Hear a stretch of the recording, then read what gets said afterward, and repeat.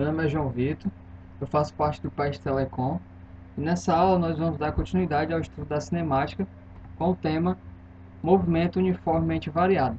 Na aula passada nós vimos que o movimento uniforme ele é encontrado em apostilas e livros como movimento retilíneo uniforme, mas em seguida nós também mostramos que não necessariamente um movimento uniforme ele precisa ser retilíneo, certo? E o mesmo vale para o MUV.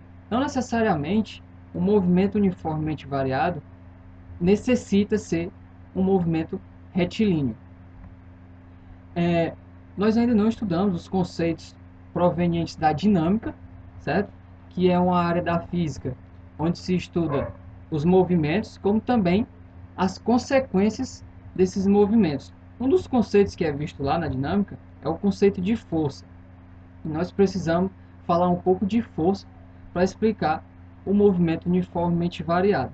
Então, quando um corpo sofre uma ação de um sistema de força, a resultante desse sistema ele gera uma aceleração, que essa aceleração altera a velocidade desse corpo, certo? Tanto aumentando a velocidade, como também diminuindo a velocidade desse corpo. Ah, não entendi. Então, vamos imaginar um carro. O carro possui um motor. Então, quando o acelerador desse carro é acionado, o conjunto de forças, o sistema de forças que é feito pelo motor, gera uma aceleração que altera a velocidade do carro, que nesse caso aumenta a velocidade do carro, ok? E essa aceleração, pessoal, a presença dessa aceleração é o que caracteriza o movimento uniformemente variado, é o que torna ele diferente do movimento uniforme, certo? Que foi falado na aula passada. Mas como a gente calcula essa aceleração? A aceleração, pessoal, é dada pela razão da variação de velocidade e a variação do tempo. E o quociente dessa razão é dado em metros por segundo ao quadrado. E seguindo o sistema internacional, certo, pessoal?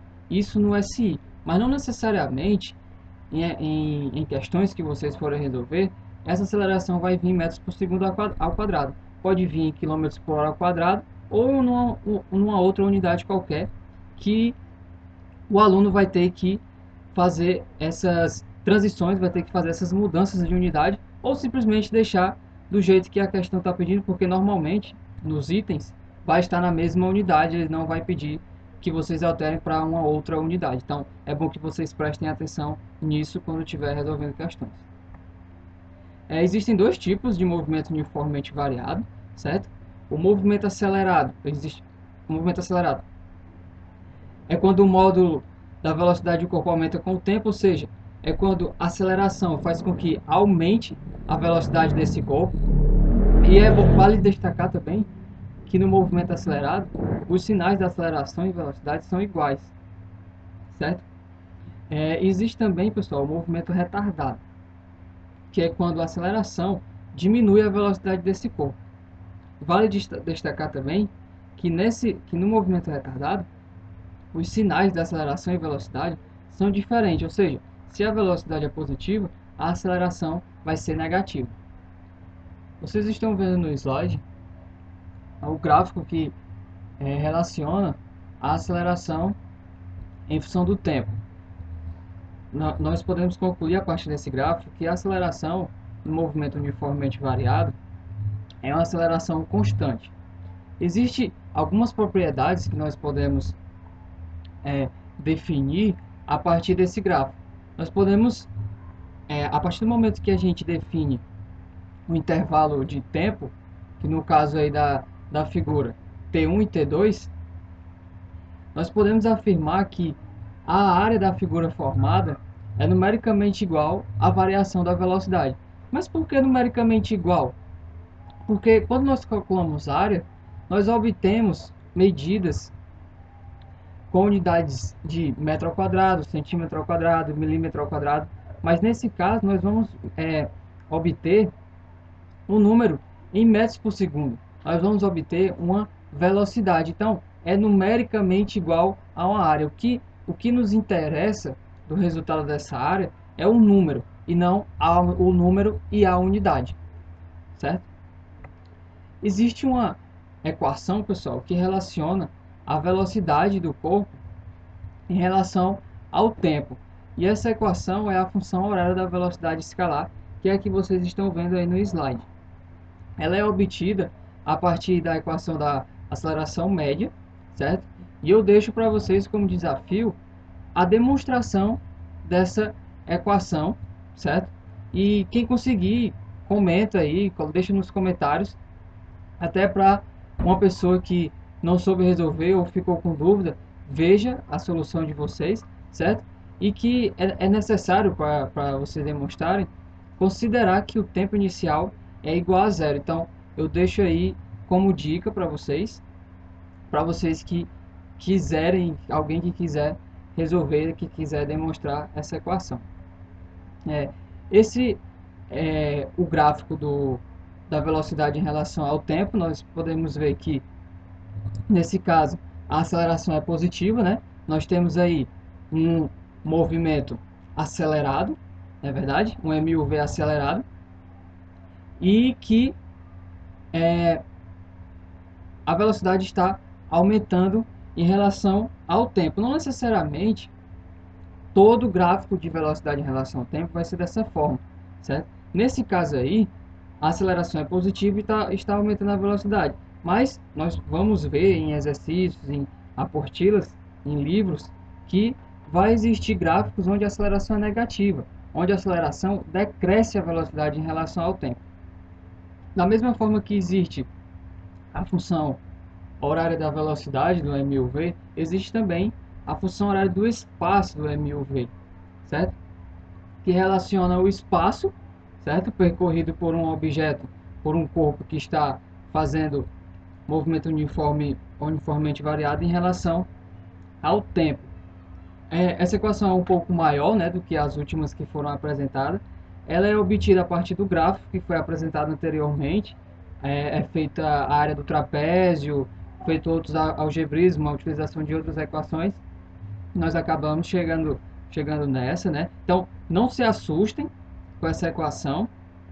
Existem palavras, existem frases para vocês decorarem essa equação. Uma palavra que eu tô lembrando agora é que a maioria das pessoas conhece essa equação como a equação do sorvetão, certo? Então, é uma técnica viável para que vocês decorem, né? Decorem, mas vocês não são obrigados a decorar, e sim a aprender, na verdade. Então, resolvam questões, tentem demonstrar, procure saber de onde foi que ela veio, certo? Para aprender essa equação. E eu não vou deixar como desafio a demonstração dela, porque é necessário fazer gráfico e tal, essas coisas. Mas fica aí a dica para quem quiser tentar demonstrar. Esse é o gráfico que traduz um movimento uniformemente variado, que relaciona o espaço em relação ao tempo, certo? A gente viu na equação anterior que existe ali um tempo ao quadrado, né? Então, esse tempo ao quadrado faz com que essa equação seja considerada uma equação do segundo grau. Então, por consequência, o gráfico dessa equação, dessa função, vai ser uma parábola. Aí na figura vocês estão vendo uma parábola bem definida, né? Bem desenhada e tal, duas na verdade, né? Mas normalmente em questões ela não vai aparecer completinha dessa forma, vai aparecer um pedaço dela, entendeu? Então é necessário que vocês resolvam questões, conheçam como ela é representada em livros e tal, para que vocês não se confundam, certo? Não se confundam com retas, certo? Ela normalmente, na maioria dos exercícios, é mostrado até a metade. Por quê? Porque nesse ápice da parábola, no vértice da parábola, é quando o corpo muda de direção, certo? Ele muda de sentido. Então, às vezes, em algumas análises, não é interessante essa mudança de sentido. Então, normalmente em exercícios aparece só uma parte dela, só até a parte que o bloco para, ou que o corpo para, ou que o corpo atinge a velocidade máxima, por exemplo. Certo? Para encerrar, pessoal, eu vou apresentar para vocês mais duas equações, certo? A equação de Torricelli, que é extremamente importante o conhecimento dessa equação, porque ela não vem na sua estrutura a variável tempo, certo, pessoal? Então, tem algumas questões que vocês vão resolver em que não é dado o tempo, certo? Não é dado o tempo e você não pode se desesperar por isso, certo? Porque aí o Torricelli fez um pouco de algebrismo com as últimas equações que foram apresentadas para vocês, ele acabou chegando nessa equação em que não se exige o tempo para se calcular a velocidade final, a velocidade inicial, a aceleração ou a variação do espaço.